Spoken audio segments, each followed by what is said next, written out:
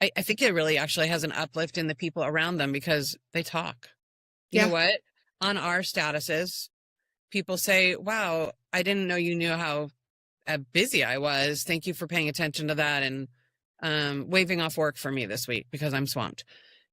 That trust piece that you kind of are alluding to is like, to me, that's the secret sauce of really great resource management versus Hmm. I know how to do math and analysis of plan to actuals, which I'm also good at, but like it's, I work in a place right now where we do no hours planning and the work still manages to get done because someone's recognizing the amplitude of the work that's getting done by each person.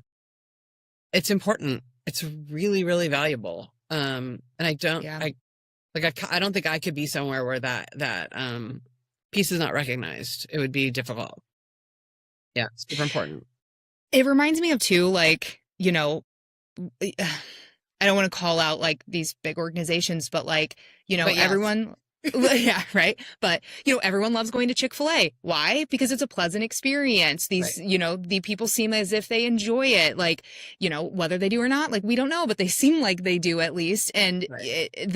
just the benefit that your clients are going to have, that, these consumers are going to have because your people feel pride in working where they work. They feel appreciated. They feel all of those things. That's only going to benefit long term. And I'm so glad that you mentioned that because I feel like some people just think so transactional, especially in today's world where we're seeing layoffs and all of these Oh yeah, things. crazy. Yeah, people think just everything seems so transactional. And it's like there's so much more benefit when you put in the time, put in the work to care and cultivate and do all of those things. So I'm so glad you mentioned that. Yeah, I mean, actually, even though it seems like a long cut, spending 10 minutes listening to someone talk to you about what's going on, it's really a Hmm. shortcut because now for the next 3 weeks, I know what's up with you. When I have an assignment, I know whether you can take it. I don't have to peck at people and be like, hey, do you have room on your plate for this?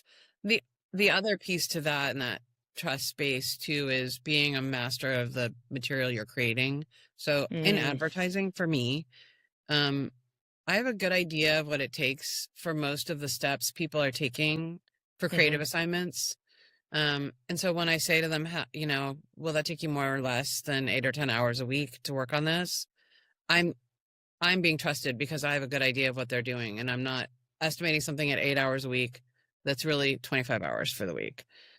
That's just builds continuing to build trust and listening though, which is like, what does it really take for you to do this thing? Am I missing something? Asking. Yeah. So. Yeah.